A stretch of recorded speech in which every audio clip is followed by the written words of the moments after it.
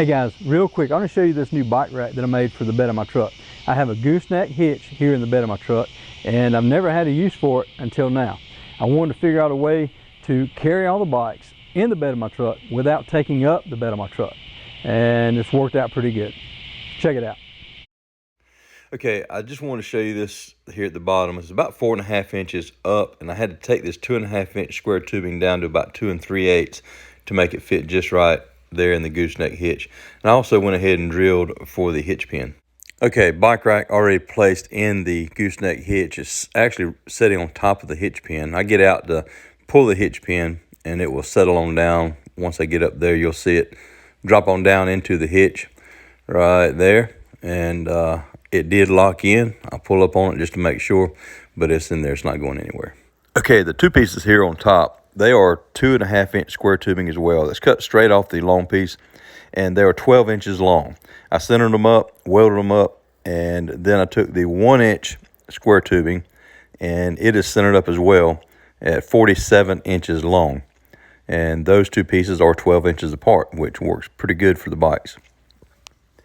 Inside the bed of the truck, in the hitch there, the long piece sets into the hitch 4 inches. I think in total that long piece is 54 inches long, which puts it about 50 inches high.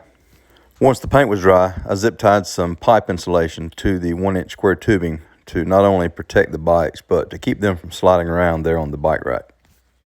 Okay, the very first bike I put on there, I'm able to utilize one of the square tubings, but not both of them.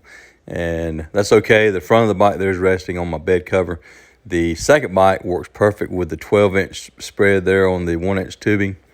And then both the bikes on the other side, a girl's bike and then my bike, both work perfect. I'm using a stool here on the side of my truck to be able to reach all the bikes. A second person would be handy, but not necessary. Also helpful for pulling the hitch pin. All right guys, as you can see, it worked really good. I bought a piece of 2.5 inch square tubing, a piece of 1 inch square tubing, made some cuts, borrowed my father-in-law's welder, put it together. As you can see, they're all up above the bed of my truck. I was thinking I was going to have maybe 20 inches or so underneath the wheels, but it worked out better than anticipated. Looking forward to utilizing it here in the next couple weeks. Thanks so much for watching, guys. Have a great day.